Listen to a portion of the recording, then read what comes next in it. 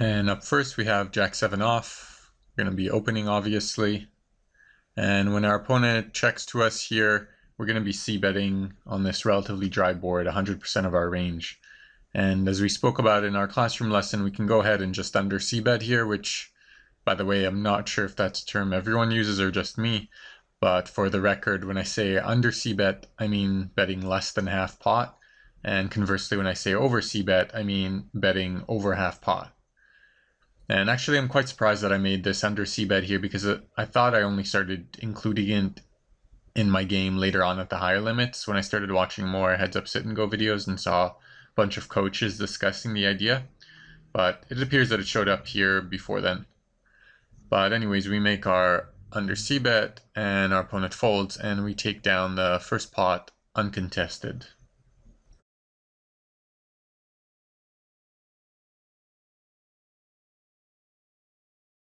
Of course, opening, continuing to open.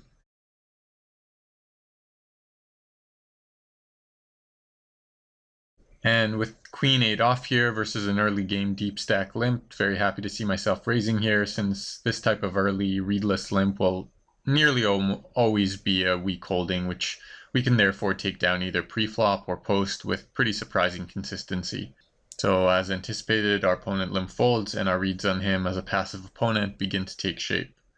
And raising 7 deuce off, so it looks like I was on full out 100%, which is going to be really good in the absence of any reads, at these limits especially. Okay, so with Queen 3 suited here, our opponent continues to limp once again, and so once again we raise it up and try and take control of the hand.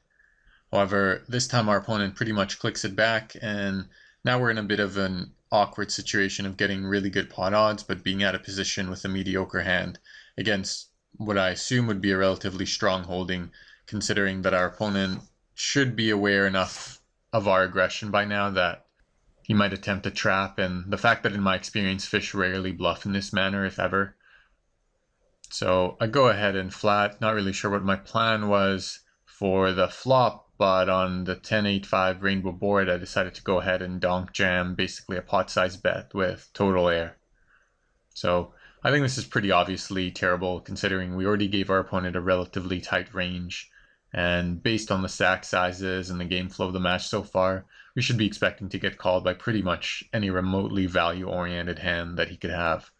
So like pretty much any pair, any draw, maybe even some big ace-x hands like ace-king or ace-queen. So I really don't like it, and our opponent actually ends up calling us off even lighter than that with king-jack off, so he either ranged us really well and saw through our weak bluff attempt or just got sick of folding and decided to stack off with overs. But either way, definitely not a good play by me.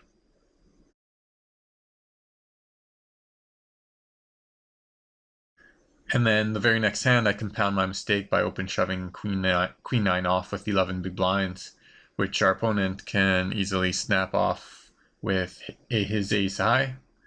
And I'm not sure whether I was tilted in this match or what, but at this point in the match, this should be a pretty easy raise fold. I mean, if we knew he was going to be aggressive, then we could try and limp and see how he reacts, but since we haven't built that read yet, I prefer just raise folding. So definitely don't like this play either, but that's okay. The key thing is to constantly analyze our mistakes and to always try and make each session we play better than the last. But we go ahead and outdraw our opponent anyways, and now we're luckily back in the match.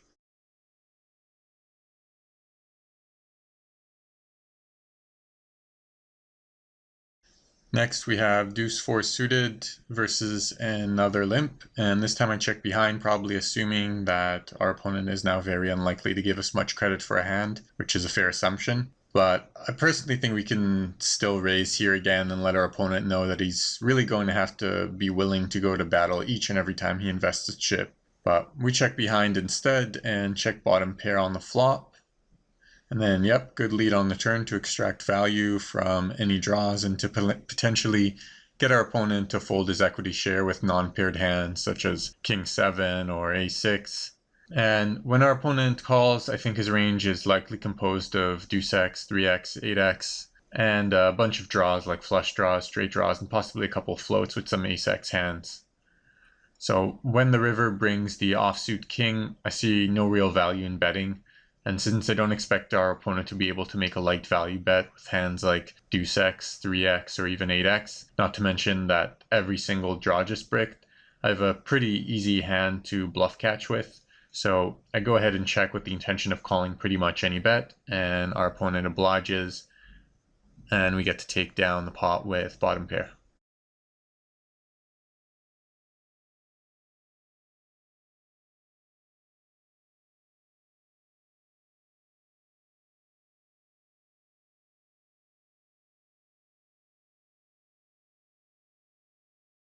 Couple of standard hands.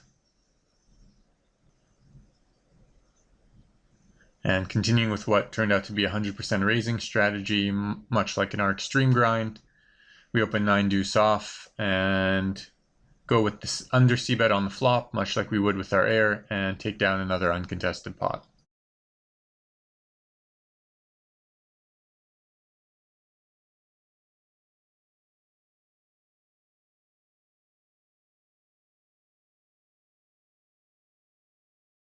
So with queen 5 off here, this is generally going to be pretty close to the bottom of our calling range, or possibly the top of our 3-bet bluff range, depending on how you want to play it. But against such a nitty opponent who's opening at an extremely low frequency, I think we can actually just muck here and move on to the next hand.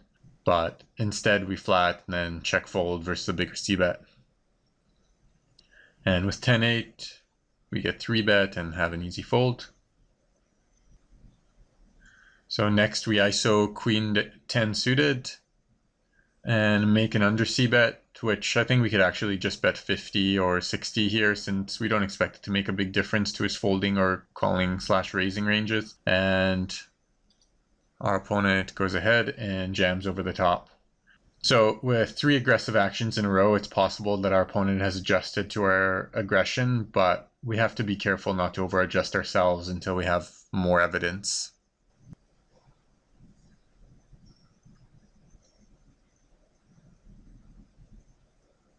So our opponent's being pretty passive.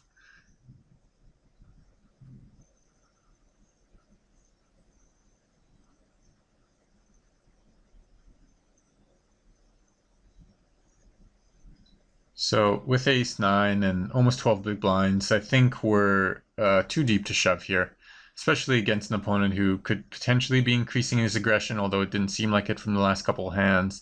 But possible, and he might therefore have a expanded 3-bet shove range. So I think definitely it's going to be a bit too strong of a hand for us to just open shove like that. And we're just not going to get called often enough, and we're missing out on a ton of value. So we should just be min raising there and obviously snapping off against a jam.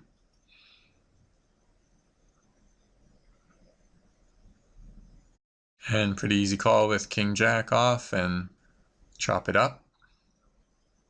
Continue to open.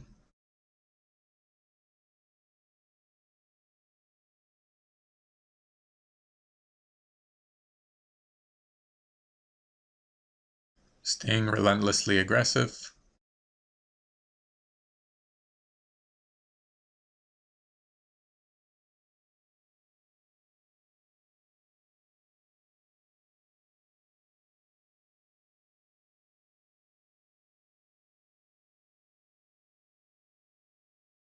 And now with ace-10 off here, I think now that our opponent only has 8 big blinds behind, open shoving is fine. But I think we can actually still min raise here, since I don't really expect him to flat us too often at this stack depth. And this way we leave the door open for him to 3-bet shove some hands he might otherwise fold to a shove. So even though it's a bit closer than the ace-9, well, definitely a lot closer since we're comparing 8 big blinds to 12 big blinds. But I think either way is fine.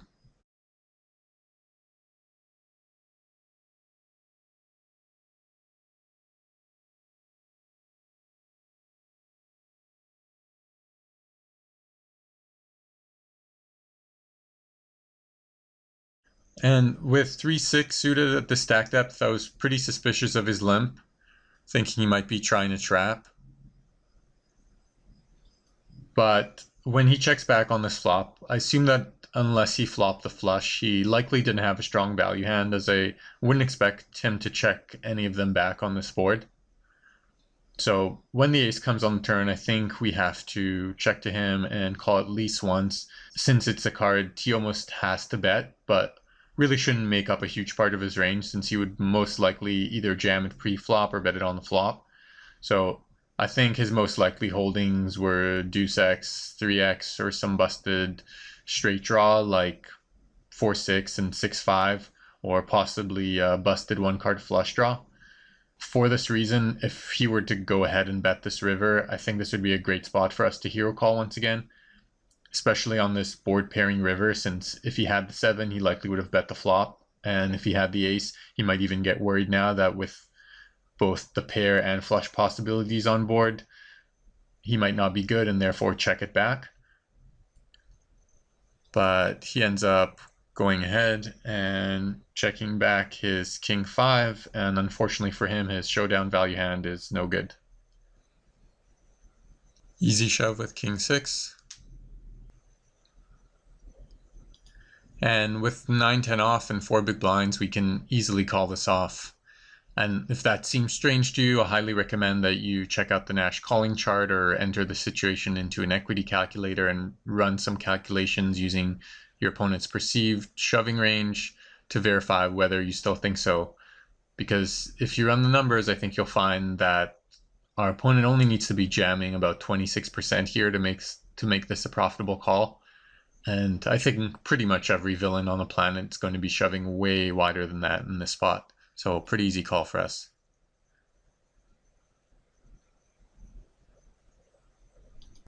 Okay, so next we have 9-10 off again, and it was actually pretty interesting for me to see that I raised here rather than shoving, since I know for a fact that I didn't have the play I'm about to discuss in my arsenal until headsupsitandgo.com coach Hokey Greg pointed it out to me when I was already, I think, at the $60 level. So I'm assuming I just happened to stumble onto it accidentally. So against our opponent who only has 3 big blinds behind in a stack, rather than shoving all in here, we can actually just raise call it instead. And the reason we do that is because at the stack depth, there are very few better hands, if any at all, that our opponent would fold to an open shove. Maybe jack deuce off or something like that, but definitely not many. So therefore, open shoving really doesn't accomplish much for us, as it allows our opponents to fold his worst hands and call off when he's ahead. And actually, this works a bit better in the like 4 to 6 big blind range rather than 3, since oftentimes at this size, our opponents will stack off with a huge range of hands, as they should. But it's an important concept to analyze anyways. So to go back, when we min-raise our imagined like 5 big blind stack, for example, we open the door for our opponent to do something truly awful, which is to just flat our raise with hands that are ahead of us, hands like jack 7 off, queen 6 off, king 3 off, and then check fold them on the flop when they brick. So basically making this play allows us to gain fold equity in a situation where we might otherwise not have any.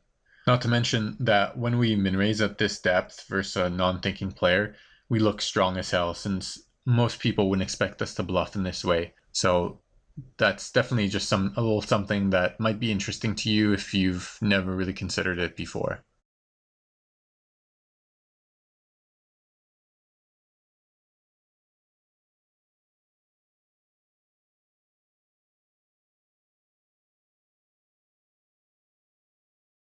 And now, so as opposed to the 10-9 offhand, I don't really think there's much validity to the min raise here, only because many of the hands that were going to be ahead of us before, hands like weaker king X's, queen X's, jack X's, are now all behind.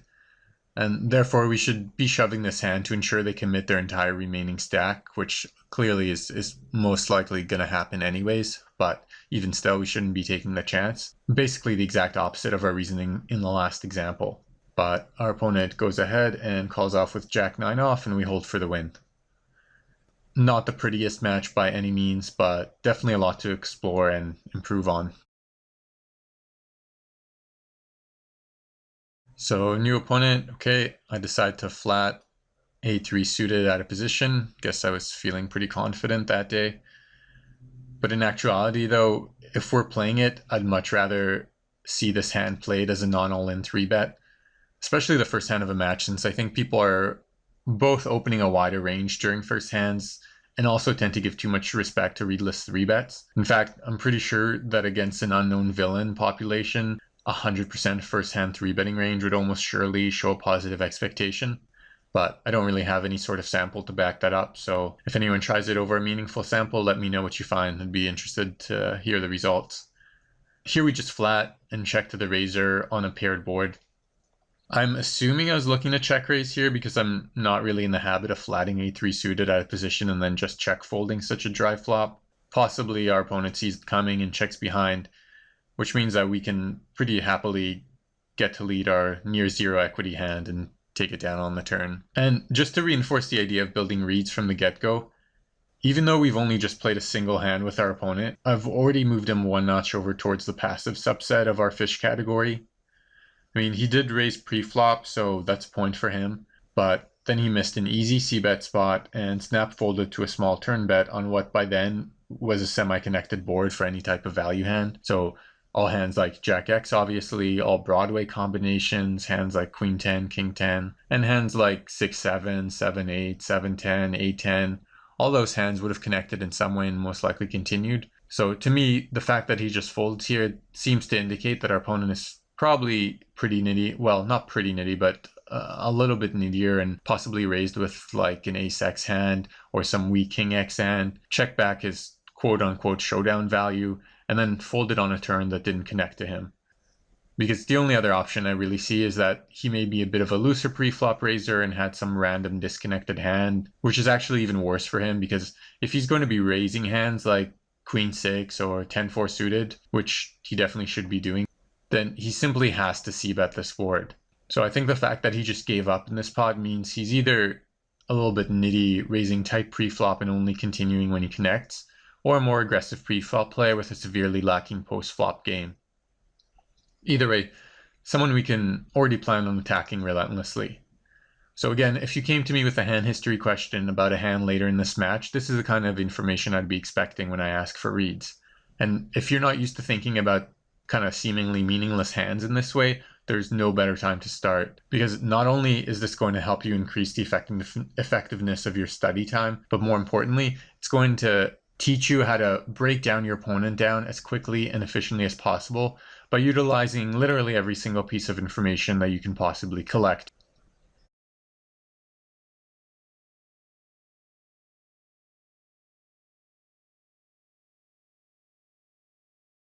Okay, I like the ISO there. I think raising to 60 is fine too. Obviously raising jacks. Yeah, good c-bet there with jacks. When I review hands, I see too many people checking back here, but we can definitely be getting called by a lot worse with hands like second or bottom pair, straight draws, flush draws, maybe a couple of low ace X's with the ace of clubs, possibly a couple of backdoor draws like Queen 10 or ace 5 of spades. So definitely should be betting there.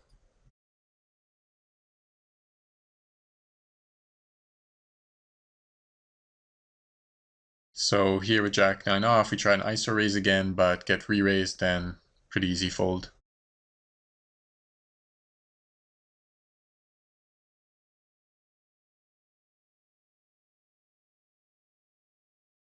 Next, with 9-3 off, our opponent limps again, and this time we check behind. So this flop brings us bottom pair, and after our opponent checks, back once again, we get a good turn card and bet for value. When our opponent flats, I think back to the very first hand when he checked behind on the flop and then gave up on the turn. And in my opinion, rather than indicating that this situation is different than the last one, I tend to see it kind of as the same. I think the fact that now he called rather than folded means he either has a bit of a showdown value with hands like ace X or king X and is now willing to see the river based on my aggressive play throughout the match, or the fact that it's actually cheaper for him now than in the first example. So it was 30 chips versus earlier it was 40 chips. Or possibly that he's playing some sort of weak draw like 8-9, 10-8, 4-5, 4-6, or even like a weaker 3x or small pocket pair he was trying to limp raise pre-flop. When the ace falls on the river, I see no value in betting once again, since if he has the ace, he'll bet it anyways, and if he doesn't, it's pretty much his nut bluff card. So I check to my opponent with the intention of calling a bet, but he checks behind and shows us king 5 suited. And once again, a reminder that we should be looking at all the different implications of the way he played this hand, just like we did in the A3 hand. So things like the fact that he's now limping reasonably strong hands, he's still not c-betting wide, he's willing to call the turn with weak showdown value, and he didn't fire on his nut bluff card, though with king high in the spot, that's not necessarily a bad play. But either way, lots of important information we can collect from a fairly innocuous hand.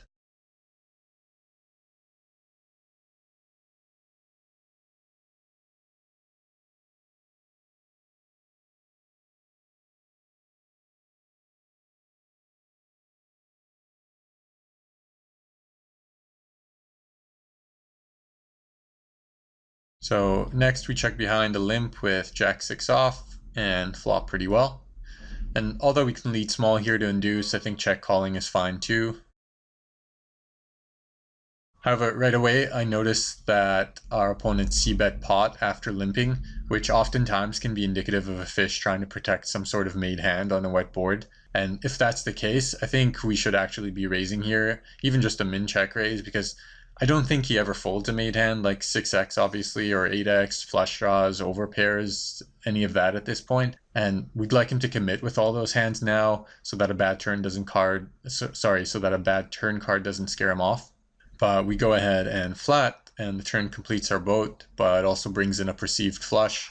So once again, I think we should bet small here, maybe something between like 60 and 80 on the turn, because I still don't think many people will fold any of the value hands that he could have here, but he might now check back his 8x, jack x, and maybe even overpairs. And if we bet even just 60, the pot will be 300 and our opponent will only have 225 behind. So I think it's going to be pretty hard for him to fold on the river with any sort of value hand at all. And also by betting, we get value from hands like one card flush draws and straight draws like 9-10 or 7-5 that will most likely check if given the opportunity. But I go ahead and check to the better, and he predictably slows down and checks behind. And on the river, the 4-card flush draw comes out. And I actually think it makes a little more sense to check back now than it did before, because I think this is a card that villains will often bluff with their air, weak pairs, busted draws, especially after we just check call the flop and then check back the turn and river. However, we do lose quite a bit of value from weak 1-card flushes, single pairs, and maybe even the other 6x. So whether we check or not is really going to come down to if we think our opponent is aggressive enough to either value bet very thinly or bluff at a high enough frequency to make it max EV, which against this weak opponent at these limits, I don't think that's the case. So I think the proper play is to bet. But we end up checking for a third time, going for the super trap, and our opponent checks once again and shows us kings. And apart from our own mistakes, the important things to notice in this hand are obviously that our opponent limped kings, that he c-bet pot as opposed to different sizing to protect his hand, and then he played quite passively in the face of perceived danger. So definitely great notes to have on an opponent and ones we should make sure not to miss.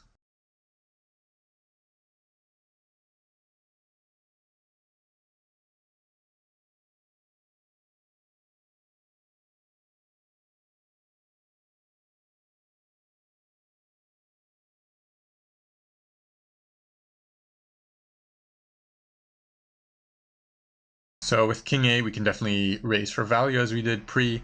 We can also consider open jamming here since it's an easy Nash shove, but since our opponent is playing so weak passive, I think there's more value in just letting him flat and extracting value post flop. So we do that, but then bet a full half pot instead of betting something more enticing like 40 or 50 chips, and our opponent folds.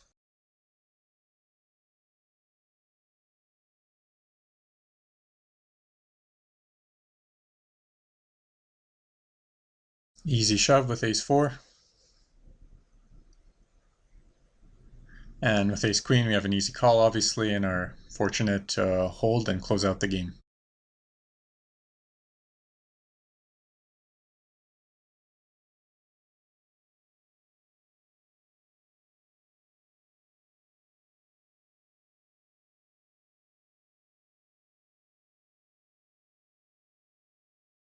King 10, a little bit aggressive. I think I prefer a flat there.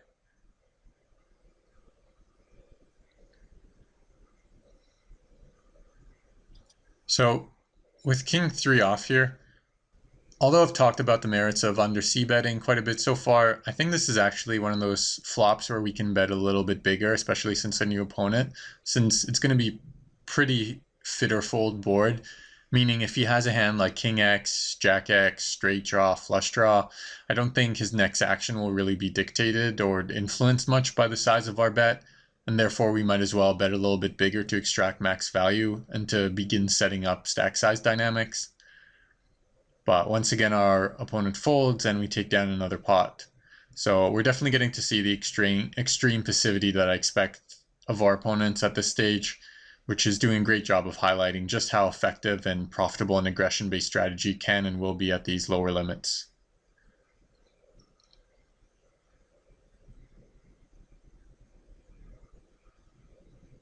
And with Jack 4 off here,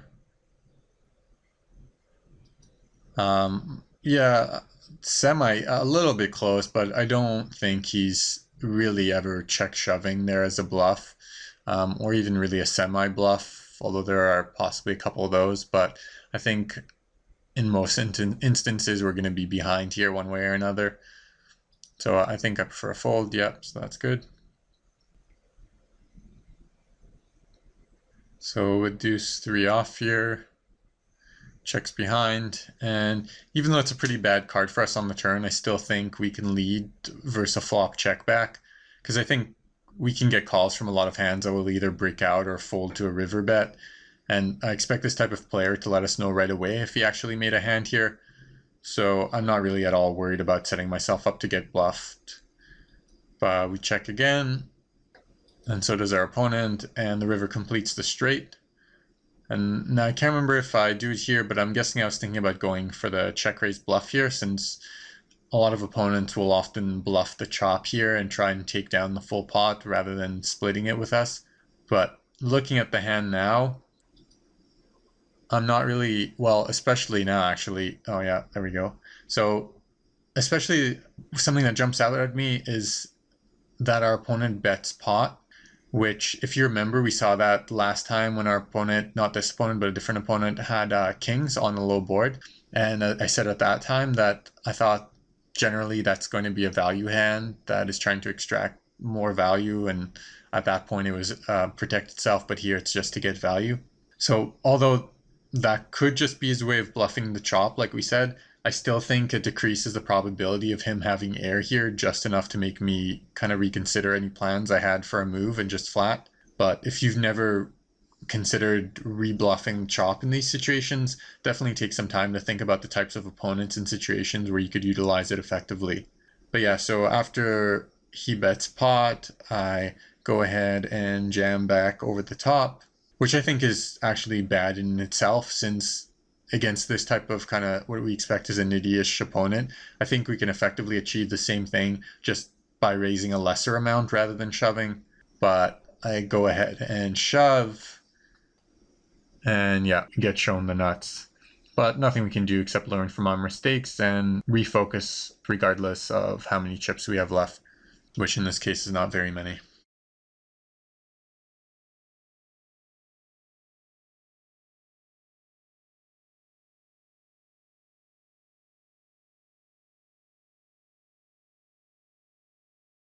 Okay, easy shove and lucky to hold.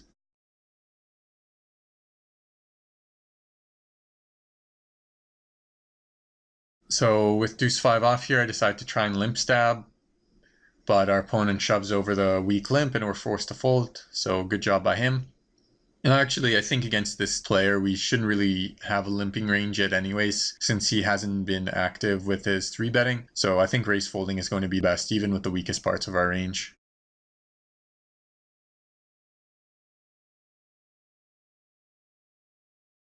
So next we face another limp with 7-3 off. And when he checks back the flop, I'm going to be betting the turn pretty much 100% of the time, which I do.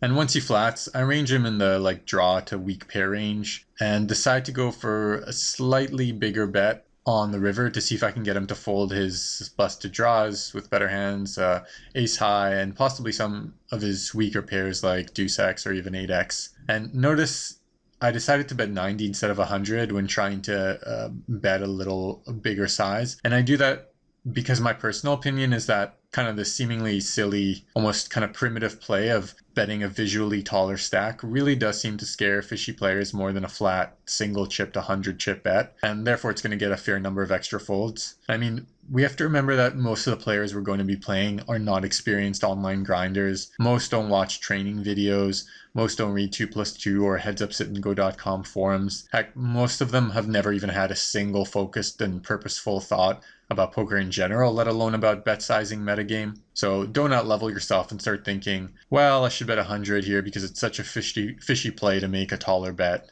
I think, in fact, that's the exact reason you should be doing it. I mean, the reason fish do it in the first place is because to them it feels more menacing instinctively. And if that's the case, let's use that information against them and continue collecting edge wherever we can find it. But like I said, that's just a personal opinion of mine. So play around with it yourself and see what feels right for you. So like I said, we go ahead and bet 90 and our opponent folds.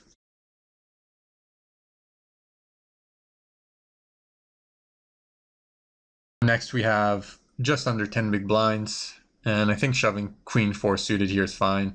I will, however, mention that above 7 or 8 big blinds, playing strictly Nash push fold, although unexploitable, is not going to be max EV, meaning we can often achieve a higher expectation by either limping or raise folding rather than by open shoving, which is going to be primarily determined by our opponent's specific tendencies. But I think shoving is fine here because I don't expect our opponent's calling range to be anywhere near wide enough at this depth.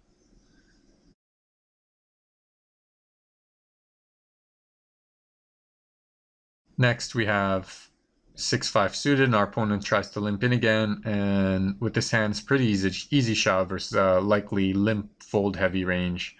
And what that's going to accomplish versus most of our opponents at these limits and even above is to decrease their limping range dramatically. I mean, I don't think it's very likely that this type of passive opponent is going to convert the hands that he was limp folding into shoves or even raise folds. I think what's much more likely is that he'll simply take the route of least resistance and fold them instead. And anytime we can get our opponent to fold a higher percentage of their buttons, that's obviously going to be great for us. So I think it's going to be extremely profitable for us to continue attacking his limps until we see him start to trap at a high frequency, especially with a hand that plays as well 6-5 suited.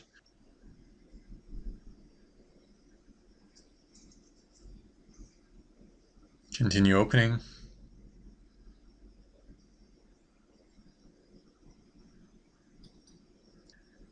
And with Jack 3 suited here, I decided to 3-bet shove, probably figuring that my opponent was bound to be getting tired of folding and probably just open shove a bunch of his calling off range anyways. But in looking back at this match, it doesn't seem like he's raising wide enough for us to expect him to be folding here very often, so probably a game flow over definitely a game flow over adjustment there, I would say. And so he does show up with a real hand, and we're fortunate enough to outplay him post-flop and take the match down.